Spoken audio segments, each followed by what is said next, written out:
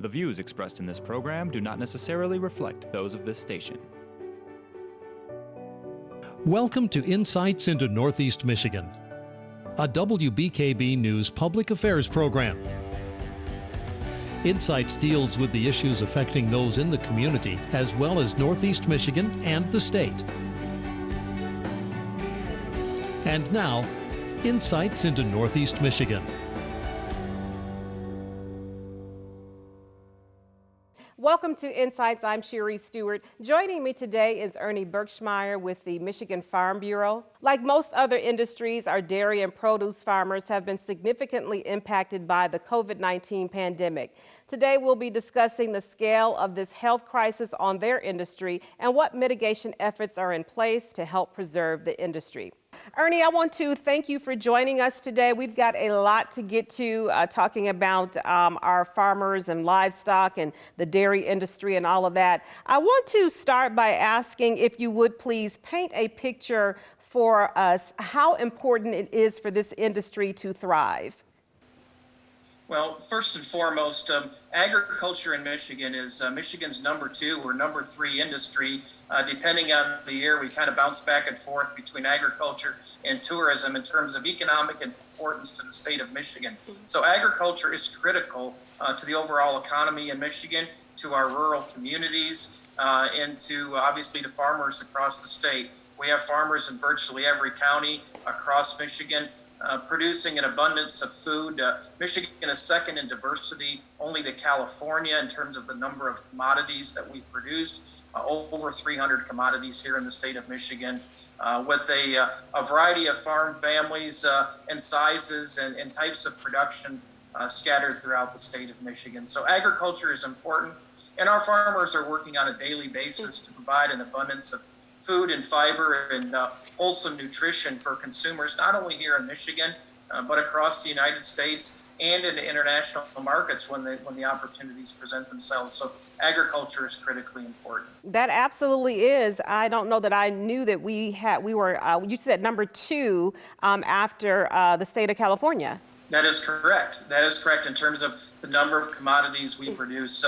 We produce virtually everything here in Michigan except citrus plants. They don't thrive too well in some of our northern climates, but lots of fruits and vegetables, obviously lots of dairy and livestock, field crops, sugar beets, virtually every other commodity that you can think of with the exception of citrus. We have a very vibrant fruit and vegetable industry. We have a very vibrant bedding plant industry, though that's being challenged right now in terms of their ability to sell product. But we are very diverse in terms of the number of commodities we produce.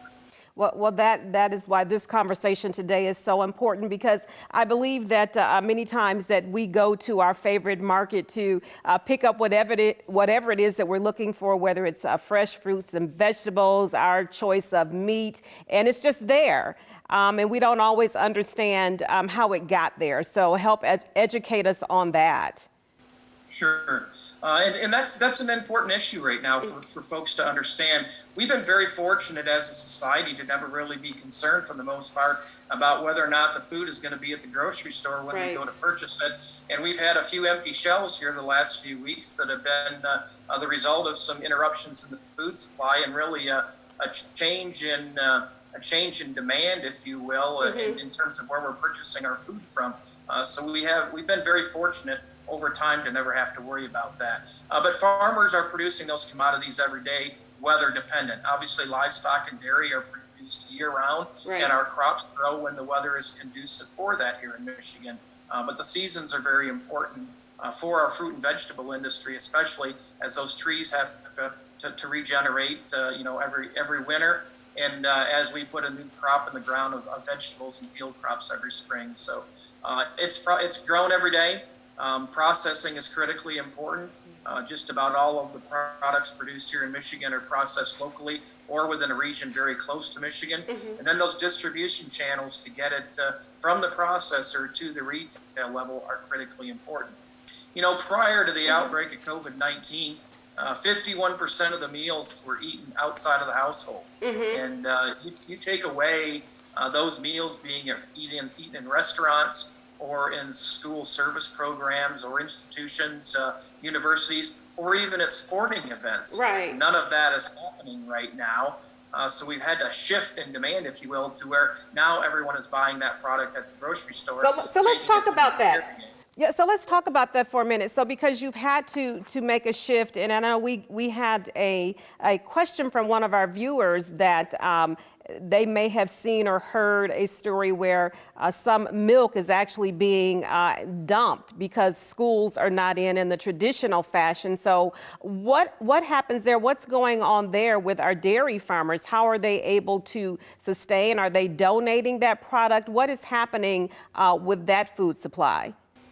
Well, first and foremost, we have been very fortunate in the state of Michigan in that we have had very little, in fact, only a couple of isolated incidences where milk has had to be dumped.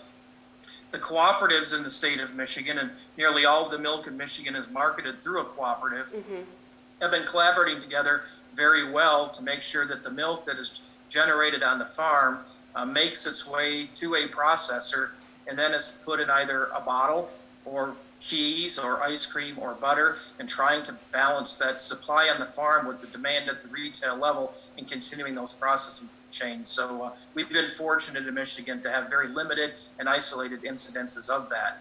Where we're running into a few problems, if you think about all of the milk that would go into a school service program or a restaurant or a different type of establishment outside of the home, that is packaged differently than just going into a gallon jug like we would consume at home. So our processors, those putting it into a bottle, have ramped up their production as much as possible to try to continue to meet that demand at the retail level so that there is a plentiful supply of milk. And we have plenty of milk out there, and that's why it just took some time for those store shelves to get restocked. And we appreciate the efforts our retailers are putting in to keep those shelves restocked on a daily basis. So it's a shift in demand, but it's also a shift in processing, and it takes time for that to catch up. You can't just flip a switch overnight and expect everything to happen right away. So over time, we've been able to catch up. So we've got a great supply at the farm level. We've also got a great supply at the processing and distribution level as well. Well, that is excellent. Good to know.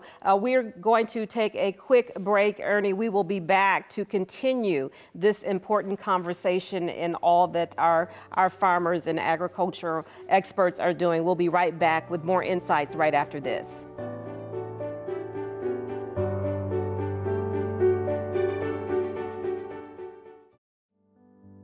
Welcome back to Insights. We are continuing our conversation with Ernie Berkshire with the Michigan Farm Bureau. Well, Ernie, I want to again thank you for joining us. We want to pick up that conversation that we were in right before the break, and you were talking about that those were some isolated incidents where maybe consumers were going to their to go purchase milk and the shelves were bare. Bring us up to speed on that again. You're saying that it's just a little bit of a process, that it just doesn't happen overnight, a different process. Sure, we you know, it's challenging. We can't just flip a switch and go from over half the meals being eaten outside of the home or consumed outside of the home, Right. to where now, you know, we're purchasing virtually all the meals that we eat at the retail level, bringing them home and preparing them, kind of turn back the clock, so to speak, the way it used to be. Right. Really. And we package in the food industry, products are packaged differently for sale or use at a restaurant level or an institution level or school service or universities or even in sporting events. They're packaged differently there than what they are for the grocery store, if you will. And we've got to be able, we needed some time for those processors to catch up and shift, if you will. In many instances, that can't happen overnight. Right. That's why in our dairy industry in particular, the bottling plants have been putting in extra hours to make sure those gallon and half gallon jugs of milk get filled so that those grocery store shelves can be replenished. Butter is the same way. Well, you know, we might pack butter in a bulk container for those other establishments, but it's in, you know, half or 1 pound containers for the retail level. And certainly ice cream, we all enjoy that. We do. And our ice cream manufacturers continue to work on a daily basis there. So we have plenty of dairy product out there, including cheese, and for our consumers to utilize. But it does take time for those processing and distribution to adjust a bit. The meat packing industry is very similar. We're going through some challenges right now with workers at meat plants around the country. Processing capacities around the United States have been cut by 10 to 15 or 20% due to some worker issues in those plants. And those plants have all adjusted to try to keep up with demand. But we are experiencing some challenges that have then led to reduced economic returns at the farm level. And that is impacting our farmers, quite dramatically right now. We package and process products differently for the retail level when it comes to meat than we do in restaurants. Think just for a moment about all of the burgers, the steaks, Right. the bacon that are consumed at restaurants, and then think about what people are buying at the grocery store right now. And it's quite a bit different than what they would purchase in a restaurant. So it takes time for that supply and distribution chain, processing and distribution chain to keep up. It certainly is. It certainly is different. And I don't think, like I said before, I don't think that we always understand or appreciate that. So thank you for educating us on that. Now, we know that this industry certainly has not been spared impacts from the COVID-19 pandemic. How are you, have you been most affected in this whole saga? And what efforts are in place to help mitigate some of the loss or the damage that our farmers are experiencing right now? Sure. Well, first, we appreciate the fact that Congress passed and the President signed the CARES Act. There are some dollars in the CARES Act to help offset some losses on the farms. By no means will that make farmers whole, but it certainly will help. And we're working with the United States Department of Agriculture on a daily basis to determine how those funds are going to be used. There are some that are targeted specifically for the fruit and vegetable or the specialty crop industry and the livestock industry. And then there are some dollars that are available at the discretion of the Secretary of Agriculture to determine how those dollars will be utilized. And we work with them on a daily basis to figure out what the best way is for those dollars to support agriculture and to support farmers. And then ultimately by doing that, they're supporting consumers because consumers are the ones that are taking advantage of the great products that our farmers produce. So we do work on that on a daily basis. Right now, I would suggest that in Michigan, our nursery and greenhouse industry has been impacted the most because of the governor's executive order and the inability for them to sell plants from those greenhouses at a time of the year when traditionally that's when plants are sold and those greenhouse and garden center operators get their income.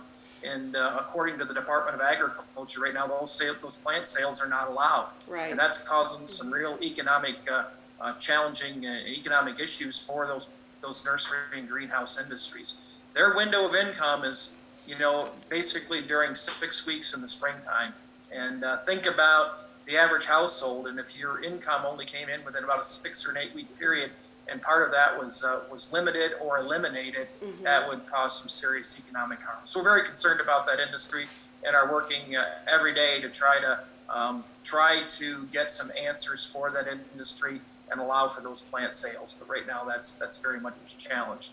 Now let's talk a little bit about the executive orders, the stay home, stay safe order that is in place, and we know that people have mixed views and reaction to that. How are is this industry? What parameters do you have in place to ensure that the farmers are safe? Those that are still working the farms, what are you doing to comply with that so that you're safe yourself, although you are obviously providing this necessary essential work? Sure. Well, we appreciate the fact that the governor determined agriculture was critical infrastructure, critical industry with her executive orders because of the need for food. We have to continue to produce food to feed the consumers and meet our consumer needs. But we're taking precautions at the farm level as well to ensure that our families remain safe, that our workers remain safe, and that we get through this. We have worked with our state and federal agencies to discuss the need for personal protection equipment for workers at the farm, especially in processing, and the need to make sure that we have that equipment available so that we have a healthy workforce. So that's important. It's also important to note that on our farms every day, biosecurity is an important issue, and Right. biosecurity is protecting what we have. And, we try to keep track of the folks when they come onto the farm and deliveries when they're made, and who is around the livestock facilities, who's going into our growing facilities. That's all part of biosecurity and health and safety protection. So we practice that on a daily basis. So at the countryside, at the farm level, we're pretty well prepared to deal with that because we do it all of the time, regardless of whether or not we have a disease outbreak. But it is critical that we get those in the power positions to be, if you will, to understand that personal protection equipment is needed in our ag workforce. Certainly the healthcare workers are the most important, but we need it in agriculture also. Absolutely. Well, Ernie, we're going to take a quick break. We'll be right back. I want to talk when we come back all the great things that your industry also does. I see a headline here that Michigan Farm Bureau family of companies donates 1.1 million meals through the Million Meal Challenge. And we want to talk about some of those other great things that you do throughout the community and want to make sure that you get recognition for that. So we want to talk about that when we come back after this break, okay?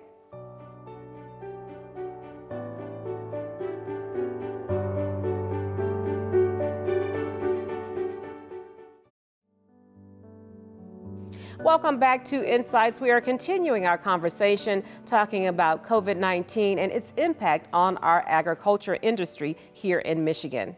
Before the break, I was talking about in a headline that we saw that you have donated 1.1 million meals through the Million Meal Challenge. Tell me a little bit about that and some of the other work that you do helping to make sure that people have a good food supply in their community. Sure. Well, we're very fortunate at Michigan Farm Bureau to have an affiliate company called Farm Bureau Insurance. And Michigan Farm Bureau is the farm organization that does advocacy work for agriculture. But we also own an insurance company that was started back in the 1940s because farmers at that time could not get insurance on their farms. So the board of directors, who is made up of and is still made up of farmers from around Michigan, work together to start our insurance company. And they do a great job protecting homes and families and farms across the state of Michigan. But they also do a great deal of charitable work, if you will, within the communities, because those communities are important, and we understand that. With COVID-19 and the challenges that have been brought about, we want to make sure that people have an adequate supply of food, an abundance of food. And our Agent Charitable Fund and our agents across the state of Michigan went together and along with Michigan Farm Bureau and developed the Million Meal Challenge, where donations were made from across the state to provide 1.1 million meals to needy families across the state of Michigan. And farmers love to take care of people, and providing that through a Million Meal Challenge with Farm Bureau Insurance is a great way of doing that. We also have just recently kicked off a new program within Farm Bureau Insurance where they're going to work with local restaurants across the state of Michigan and the Farm Bureau Insurance agents to try to give our insureds, if you will, a free meal so that when those restaurant chains open back up, they can go in and support those local economies. So we are all in this together.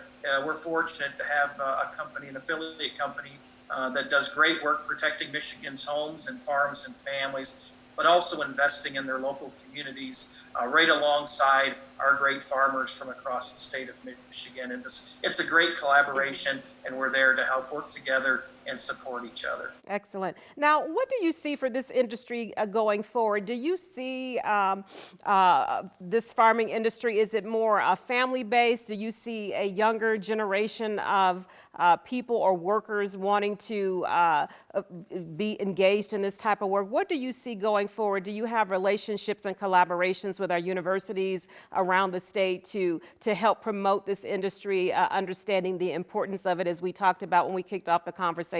What do you see as the future of this industry? I see a vibrant future for agriculture.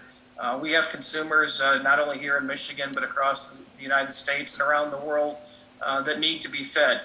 A large majority of the population, 95% of the world's population, lives outside of the United States, and that is a growing economy that our farmers want to continue to meet the needs of, especially providing that great food and fiber and resource for them. a majority of all the farms in Michigan are family owned. It's always been that way, and will continue to be that way. We have different generations of farmers, from young farmers to middle-aged farmers to those that are, near retirement age, if you will.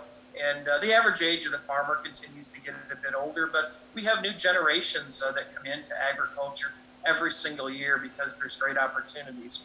We are very fortunate that we have so many choices when it comes to food. If people want to produce and sell locally, if consumers want to buy that opportunity is there.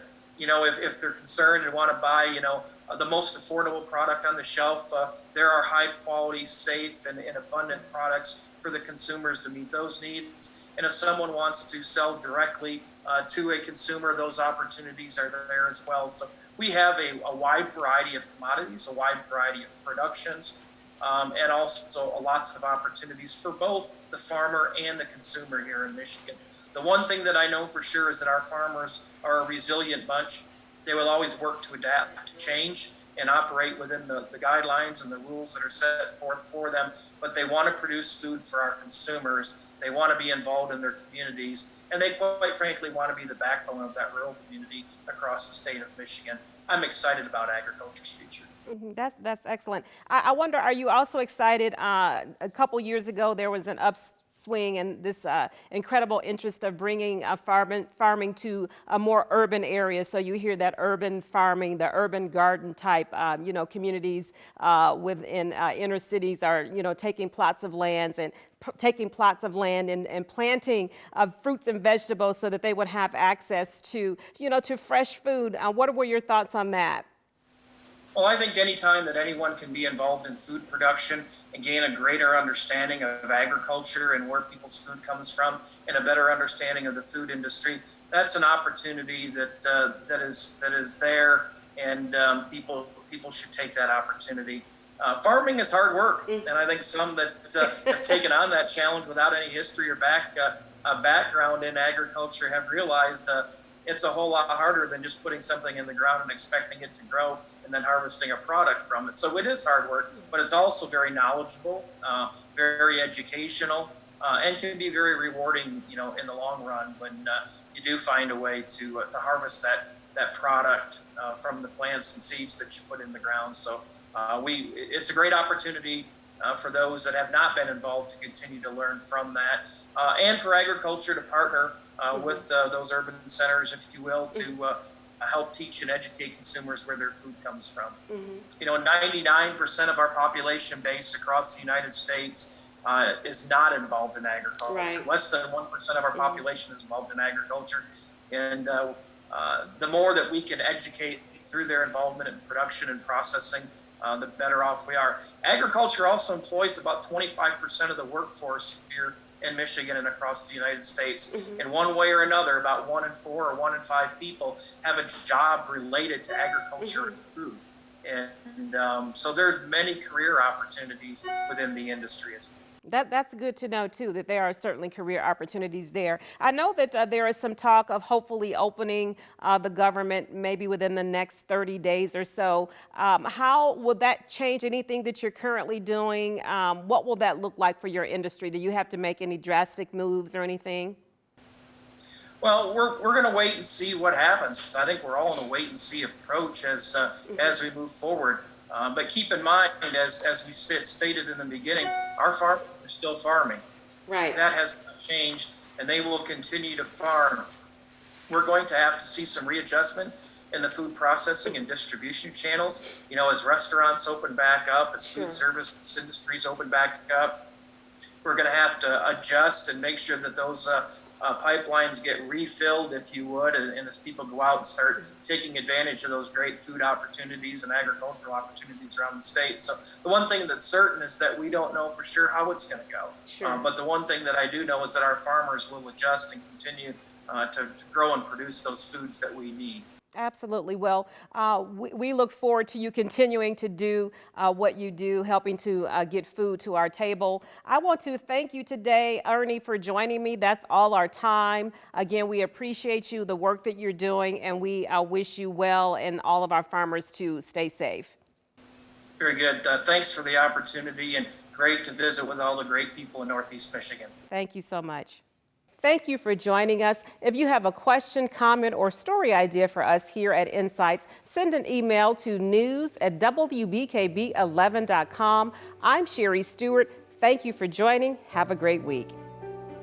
Insights into Northeast Michigan is produced by WBKB News. If you have any comments, suggestions, or topics you would like to see on a future show, please email WBKB News.